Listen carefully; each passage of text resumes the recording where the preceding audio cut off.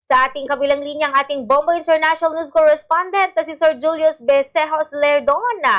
Dahil kakamustahin natin yung kanilang naging experience, karanasan sa panonood live dyan po sa katatapos po ng pagharap ng Argentina at Spanya sa finals ng FIFA World Cup. Unang-una po sa lahat, binabati po muna natin ng isang mapagpalang magandang araw si Sir Julius. Live po kayo napapanood at napapakinggan sa ating programang Bombohanay Dugto. Nakakasama niyo po si Bombo Justin Fantanilla Rosetta. Inyong pagbate, Sir Julius, sa ating mga listeners and viewers.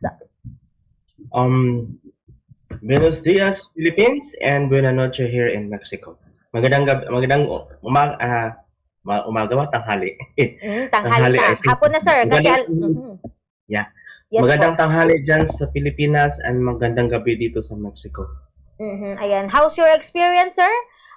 Sa panonood po ng laro po ng Argentina at ng Espanya?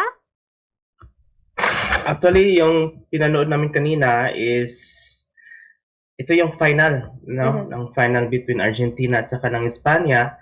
Although ang Mexico hindi siya nakapasok sa final round, at least nakapasok din sa other round na hindi rin nabitin. Kaso lang, nakakalungkot na out ng Mexico. Pero kanina, yan, at still, ang mga Mexicans, they are very fan of football, maraming nanood, pero hindi ganun kadami, unlike dun sa Mexico talaga ang naglalaro. And then, happy ang tao dito, mayroon sumusuporta sa Espanya, at saka mayroon din sumusuporta sa Mexico. Pero masaya pa rin ang lahat kasi ang nanalo ay ang Espanya. Ayan, so how's your experience, sir, na makapanood dito po sa labanan po between po ng Espanya at po ng Argentina, sir? Bilang isang Filipino na hindi naman tayo masyado fan sa football, pero yung nandun talaga sa event as na-experience ko is talagang full of excitement, full of yung surprise kung sino talaga ang mananalo, at saka ramdam mo talaga yung FIFA World Cup na nandun ako mismo, hindi sa venue, kundi sa fan fest area na kung saan nakalocate yung mga malalaking monitors na pinapanood ng mga tao na pinapalabas yung laro. Talagang ramdam na ramdam, at saka I myself, I'm supporting Spain. Espanya, talagang nakakatuwa at nakaka-excite yung final match between Argentina at saka ng Espanya, although ang Espanya is in a European country and yung Argentina man ay American country, pero hati pa rin ang tao, no?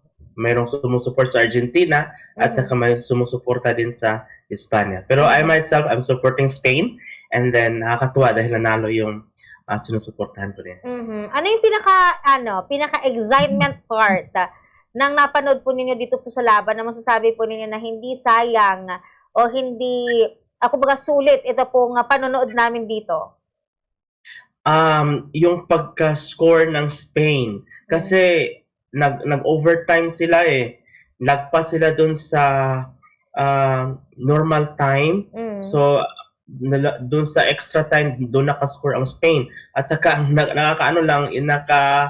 nakalungkot is maraming mga chances na nakascore ang Spain.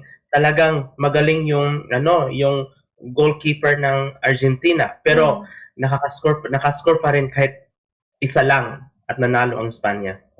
Sir Julius, gaano kalayo ang Mexico sa Espanya?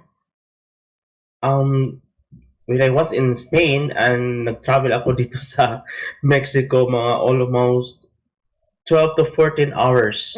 Kasi ang Espanya nasa Europe, ang Mexico is nandito sa Latin America. So parang sa kabilang parte ng Atlantic Ocean, another continent, so malayo.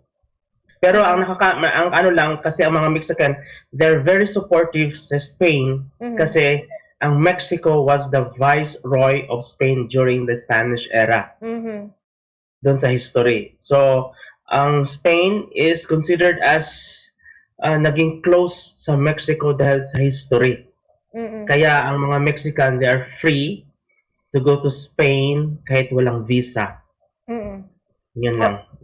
Okay po. Yeah. Ayan, Sir Julius, if given a chance, again, kapag ang FIFA World Cup gaganapin na naman around malapit po sa Mexico, kayo po ay willing ulit mag-travel para makapanood ng personal na laro, lalong-lalo na, syempre, ang